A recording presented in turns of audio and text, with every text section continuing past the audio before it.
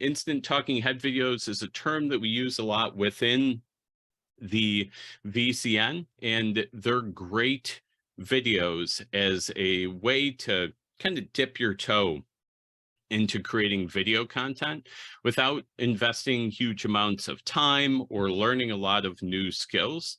They also allow you to quickly make content when inspiration strikes or in those, oh no, I got to post something type moments. They're a great way to show off your face and allow your audience to get to know you a bit more. They work well in any space where you're directly addressing someone, but it could use a little more polish than, say, a cell phone video or a simple Loom video.